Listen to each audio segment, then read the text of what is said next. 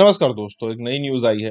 हालांकि कई सारी न्यूज है, लेकिन दो न्यूज के बारे में यहाँ पर अच्छी खासी चर्चा हो रही है कि एक तो पाकिस्तान के अंदर दूध के 1 लीटर के प्राइसिंग हो गए हैं 210 रुपए, और चिकन के 700 रुपए किलो के। मतलब जरा सोचिए, मिडिल क्लास तो मिडिल क्लास, अब अपर मिडिल क्लास के बिल लगने वाले हैं।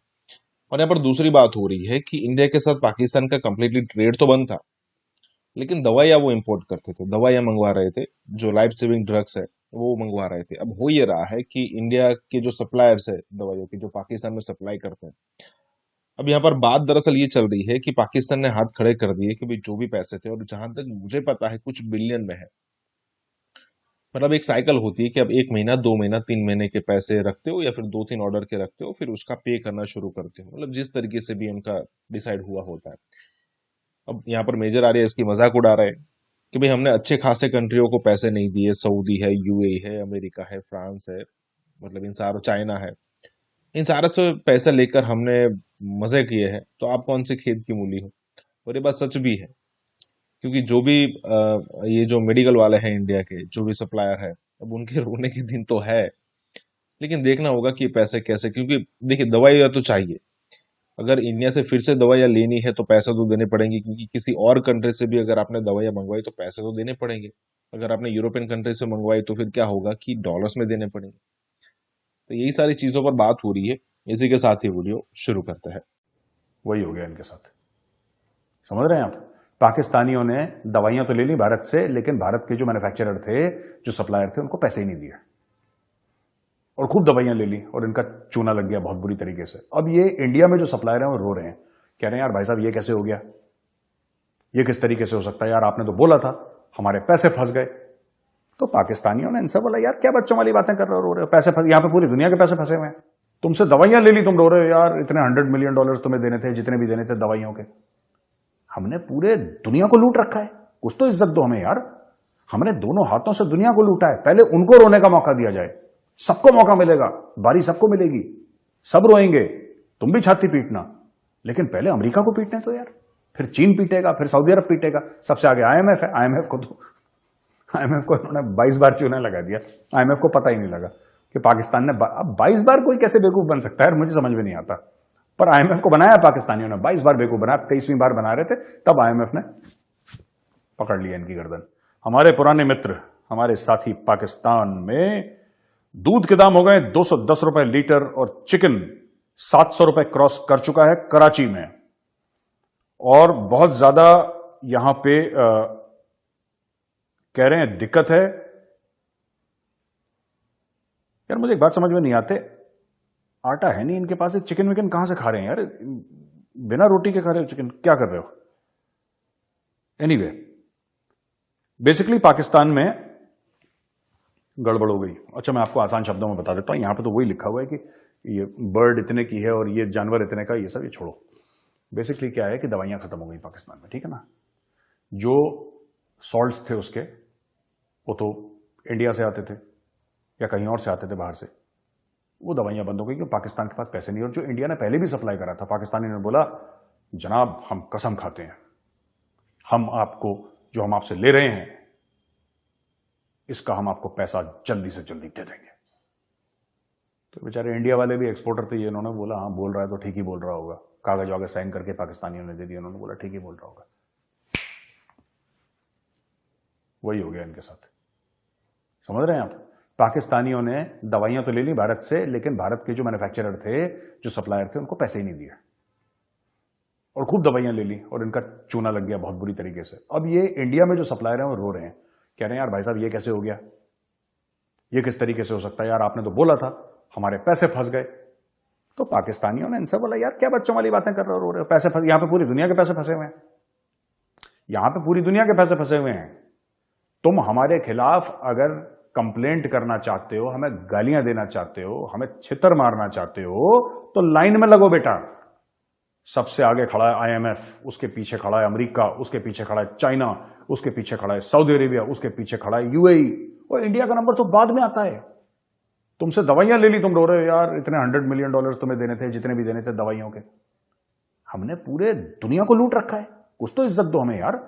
हमने दोनों हाथों से दुनिया को लूटा है, पहले उनको रोने का मौका दिया जाए, सबको मौका मिलेगा, बारी सबको मिलेगी, सब रोएंगे, तुम भी छाती पीटना, लेकिन पहले अमेरिका को पीटने तो यार, फिर चीन पीटेगा, फिर सऊदी अरब पीटेगा, सबसे आगे आईएमएफ है। आईएमएफ को इन्होंने 22 बार चूना लगा दिया। आईएमएफ को पता ही नहीं लगा कि पाकिस्तान ने, अब 22 बार कोई कैसे बेवकूफ बन सकता है, मुझे समझ में नहीं आता। पर आईएमएफ को बनाया पाकिस्तानियों ने, 22 बार बेवकूफ बनाया। 23वीं बार बना रहे थे तब आईएमएफ ने पकड़ लिया इनकी गर्दन और बोला कि नहीं बेटा, अब नहीं, अब बहुत हो गया। ठीक है, एनीवे, जो पाकिस्तान में रेमिटेंसेस भी आ रहे हैं, ठीक है, वो 13.1% ईयर ऑन ईयर वो कम हो गए हैं। और इस बार रेमिटेंसेस जो जनवरी में आए पाकिस्तान में 1.9 बिलियन आए, ठीक है जी। और सबसे ज्यादा जो पैसा आया वो सऊदी अरब से आया पाकिस्तान में, जो पाकिस्तानी बाहर काम कर रहे हैं ना, वो भेजते हैं वापस घर, 407.6 मिलियन। फिर यूनाइटेड किंगडम से आया 330.4 मिलियन। फिर यूएई से आया 269.2 मिलियन एंड यूनाइटेड स्टेट्स से आया 213.9 मिलियन। और गल्फ कंट्रीज से बहरीन, कुवैत, कतर, ओमान, इनसे आया 243 मिलियन एंड यूरोपियन स्टेट से आया 239.6 मिलियन। ये सब मिला मुलू के 1.9 बिलियन यानी कि 1.9 अरब डॉलर पाकिस्तान में जनवरी में आए। ये कम होता चला जा रहा है। अच्छा, मुझे एक बात, ये कम हो गया ज्यादा हो गया मुझे नहीं बात समझ में आ रही, इसको छोड़ देते हैं, ठीक है ना। मैं सिर्फ सवाल है, बाहर से बंदा किसको पैसे भेजता है? अपने रिश्तेदारों को भेजेगा, दोस्तों को भेजेगा कि तुम लोग ठीक से रह लो, जो लोग भेजते हैं ना बाहर से पैसा। इतना ट्रस्ट कम हो गया है पाकिस्तानी सरकार पे कि लोगों ने रिश्तेदारों को पैसा भेजना कम कर दिया, राइट? क्योंकि वो तो डॉलर से ही भेज रहे हैं, वो तो पाउंड से भेज रहे हैं और ये भी डॉलर में है, ठीक है। यू कैन से कि डॉलर टू द रुपी का जो वो है, you know, the strength of the rupee, Pakistan rupee against the dollar, वो ऊपर नीचे हो गया। लेकिन देव स्टॉप सेंडिंग डॉलर्स, मतलब बहुत कम कर दिया पहले से। अब जो ओवरसीज पाकिस्तानी है, दे डोंट बिलीव। अच्छा, ये भी बड़े जज्बाती लोग हैं ना पाकिस्तानी, देर ये कह रहे हैं कि जब इमरान खान आएगा तब हम पैसे भेजेंगे। कई लोगों से मेरी बात हुई है पाकिस्तान में, वो कहते हैं साहब उनका तो ये कहना है कि जब इमरान खान आएगा। इमरान खान आएगा तो क्या हो जाएगा? इमरान खान आएगा तो क्या हो जाएगा? पहले इमरान खान ने क्या बोला? इमरान खान ने यह बोला कि साहब बाजवा जो है, बाजवा की वजह से मुझे काम नहीं करने दिया। उसको एक बहाना मिल गया, उसने बाजवा को विलेन बना दिया, रोज बाजवा को गाली देता है। और बाजवा साहब आप क्यों बोलते हैं? आप कभी वो किसी को इंटरव्यू दे देते हैं चुपचाप, किसी को, you are the army chief. Army chief institution होता है, ये लफाड़िया politician they keep on coming and going. ये Pakistani politician, you are the army chief sir, आप तो पाकिस्तानी आर्मी के चीफ थे। आप क्यों ये करके ये तो इमरान खान क्या चाहता है? इमरान खान ये चाहता है कि आपसे रिस्पॉन्स ले। इमरान खान ये, पाकिस्तान तहरीक इंसाफ के बड़े बड़े लोग मुझे ट्रोल करने के कोशिश करते हैं, बड़े सीनियर, ये डब्बू ने कोशिश करी थी, मैंने तो कभी जवाब नहीं दिया डब्बू को, मजाक उड़ा देता हूं डब्बू की, but I never respond. It's beneath my this thing status कि मैं डब्बू जैसे लोगों को, दिस रफियंस दैट आई रिस्पॉन्ड, मैं नहीं करूंगा डब्बू को रिस्पॉन्ड। मैं चौधरी फवाद की बात कर रहा हूं, मैं नहीं करता इन लोगों को रिस्पॉन्ड यार। मिनिमम अगर इमरान खान कभी करेगा तो सोचेंगे, शहबाज शरीफ करेगा सोचेंगे, ऐसा छोड़वैयों को हम रिस्पॉन्ड नहीं करते।